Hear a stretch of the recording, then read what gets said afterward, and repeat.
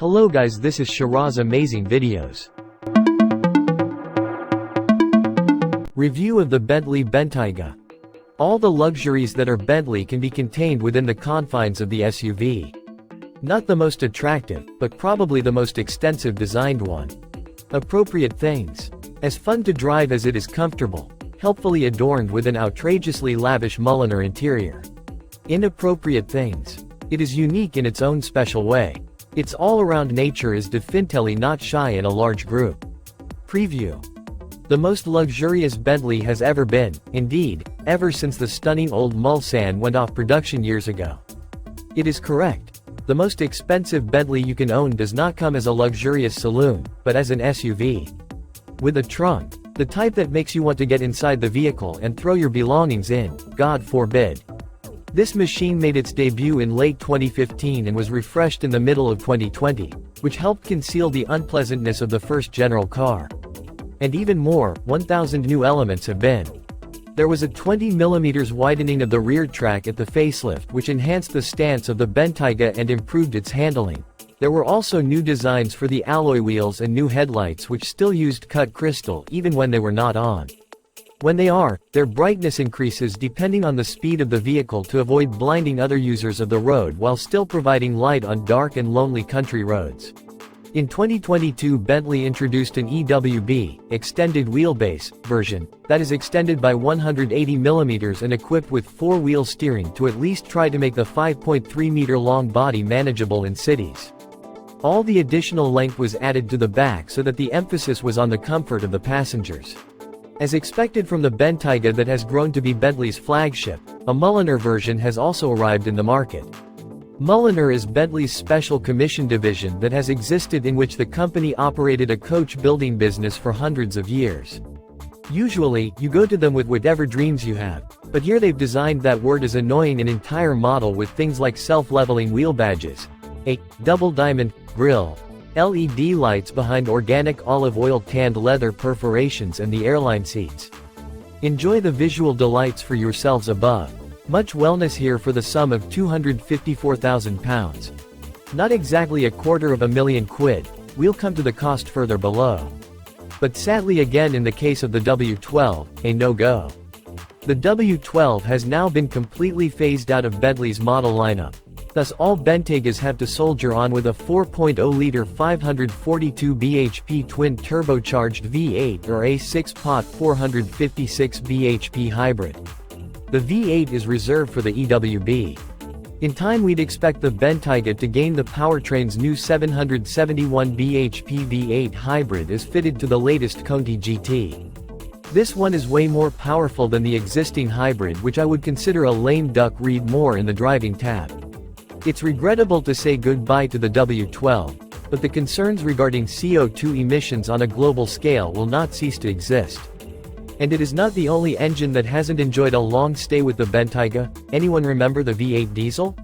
The Bentayga is a crucial automobile, not only for the couple of thousand people who are engaged in its manufacturing in northwest England. It accounts for 50% of Bentley's sales while in 70% of the cases Bentayga buyers are new for the brand. And, we imagine, much younger than what is usually the age for a Bentley customer. In actuality, it constitutes more than one-half of the whole market for luxury SUVs, which also encompasses Aston Martin's DBX, Rolls-Royce's Cullinan and of course Range Rover. Looking at it this way especially considers the existing death of the Bentley Mulsanne. Now the Bentayga SUV and the Flying Spur Saloon wear a different look as they have to work together to compensate for the large gap that exists because of the old limo. You can have the ordinary Bentayga in 7 seats. The inner ego of, who is full in the rugby practice, will not take a bolder turn. But the EWB is all about luxury, so no boots-facing chairs, no thanks. You'll rather have it like that with 4 seats, an additional $3,000 from the standard 5 seats and hopefully the airline seat specification. Footrests, additional reclining, picnic tables et al. For £8,645. The brand anticipates that the majority of the EWB versions, which are priced from £211,300, will be in the region of £300,000. Round £50,000 cheaper, starting from £169,000. Though with the EWB you are not solely paying for more room but also a step up in the range of features as well. Luxurious to purchase, luxurious to maintain.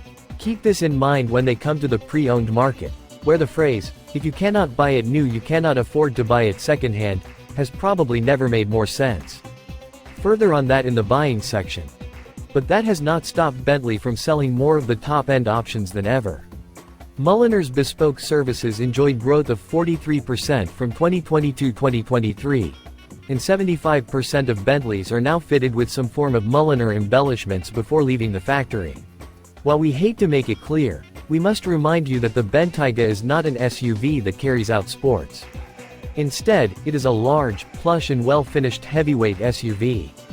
And even though it has its fair share of criticism, there has always been a solid reason as to why Bentayga remained a natural progression of a company whose cars have always been big, heavy, and well built. Which is the wrong question? Well, depending on where you sit, the Cullinan has gone a lot further than the Bentayga down the get someone else to drive road. Available for hire? The Cullinan is for you. Feel like actually driving? Newly facelifted Aston DBX 707. No alternative accepted. Want to sit in complete ease and luxury? This is it, or a Range Rover. Buy this for the design, materials and the way it's put together, but the Range Rover, well, that is simply a great car for everything. One more thing. In the past, it was a common belief that if you drive a limo, a self-driven one makes you look too much like a chauffeur. Not in a long-stretched SUV though. An EWB Bentayga does not appear awkward. In fact, it looks much more attractive than the standard version. Verdict. One buys a Bentley primarily for the thrill of driving it, for the joy of appreciating its more traditional aspects. The Bentayga does a great deal for Bentley.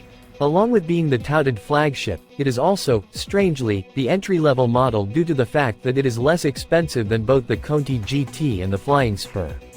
In whatever model you take, amazing build quality, engineering depth and a feeling of unbreakable massiveness and solidity comes out as standard. The embellishment is simply added above that. And what luxury indeed. A Bentley is based on how one would feel while inside. The more functional aspects of a car, such as wood, metal, leather, paint, knurling and stitching one can still enjoy. The detail level, to put it another way. At the end of the day, we do not believe that a Continental GT Coupe or Flying Spur Saloon is as mass-produced and less well-crafted than this within its category. The enclosed body of a crossover SUV. The presence of luggage space inherently indicates it is a car that does not evoke such strong emotions. But then again, the Bentley brand values come along quite well with the luxury SUV. Bentleys have always been heavy, imperial, solid-built cars. This one sticks to the pattern. And besides, it is not pretending to be sporty or fight the laws of nature. It simply is a dressed-up luxurious vehicle. It does that quite nicely. Whether you are in the front or back seat.